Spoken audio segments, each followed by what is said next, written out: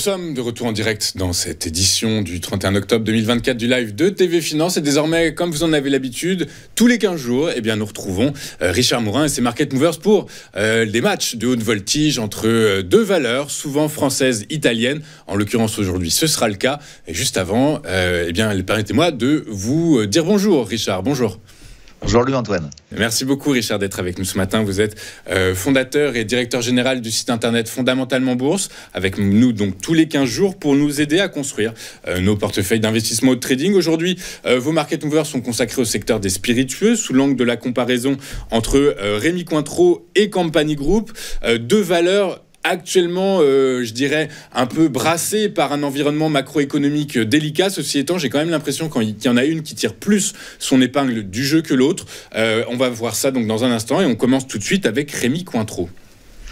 Oui, on va commencer par Rémy Cointreau, qui est une vieille histoire, puisqu'en 1824 que Rémy Martin a créé son cognac, et notamment celui qui s'appelle le Louis XIII, qui est très très connu et dont on voit des photos des produits. Et c'est en 1849, vous voyez, donc c'est très ancien, toutes ces entreprises-là, que les frères Cointreau, du côté d'Angers, je joue à domicile aujourd'hui, ont créé une liqueur d'orange qui s'appelle le Cointreau et qui est très appréciée dans le monde entier. Et c'est en 1990 que la famille Dubreuil a aidé à la fusion, entre guillemets, de ces deux sociétés, le côté Rémy Martin, le côté Cointreau, pour créer Rémy Cointreau. Voilà. Et Rémy Cointreau, c'est essentiellement, en termes de chiffre d'affaires, c'est du cognac, et ça va être important dans la suite de ce qu'on va se dire. C'est à peu près 2 tiers de cognac et 1 tiers de spiritueux.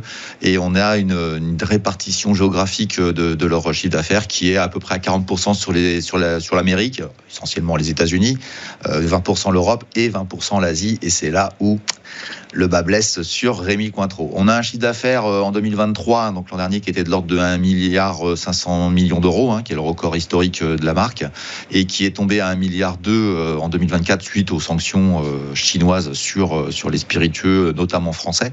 Et on va vers 1 milliard, on espère 1 milliard, un peu plus d'1 milliard l'année prochaine, donc on est en forte baisse de chiffre d'affaires, puisqu'on passe d'1,5 milliard en 2 ans à 1,5 milliard à 1 milliard, et donc une décroissance assez forte, mais avec des marges d'exploitation qui sont bien tenues, autour de 25%, et finalement un bénéfice net par action qui va baisser en conséquence, qui va à peu près diviser par 2 jusqu'à l'année prochaine. Eh bien, qu'est-ce qu'on voit avec un PER qui est encore assez élevé actuellement, qui est pas loin de 19 par rapport à cette situation. Je pense que c'est encore élevé. Et qu'est-ce qu'on voit sur le graphique que vous avez en face de vous ? Un effondrement total du graphique de la société. On passe de l'ordre de 220 euros plus haut historique à actuellement 58. Et puis, je vois pas grand-chose avant 49. Donc, on a un dossier qui est en train de s'effondrer pour des raisons qui sont tout à fait logiques.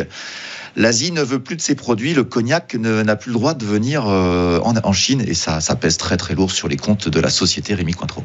Ouais, c'est ça. Le calendrier de la reprise aux États-Unis qui n'est pas très clair pour Rémy Cointreau. L'Asie, marché qui se ferme. Du coup, par la force des choses, Rémy Cointreau a publié il n'y a pas très longtemps ses résultats trimestriels, ce qui l'a, dans la foulée, obligé à revoir à la baisse ses prévisions de résultats pour l'exercice 2024-2025. Ceci étant, et c'est peut-être ça qui est rassurant, la direction administrative et financière est à la manœuvre. Il prévoit un plan de réduction de coûts, ce qui devrait permettre de maintenir des marges dans des niveaux conséquents, et donc, par la force des choses, de maintenir des flux de trésorerie relativement correct pour ne pas voir justement la valorisation du groupe s'effondrer. Peut-être que, comme vous nous l'avez expliqué, on est sur des niveaux qui pourraient être intéressants pour commencer à regarder de nouveau le dossier.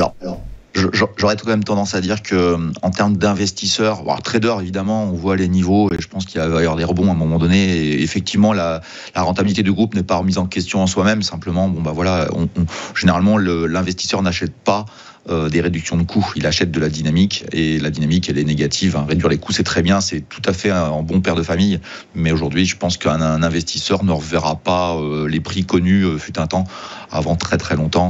C'est mon avis, je pense. Je ne suis pas convaincu que les investisseurs aillent vers cette société-là dans un profil spiritueux.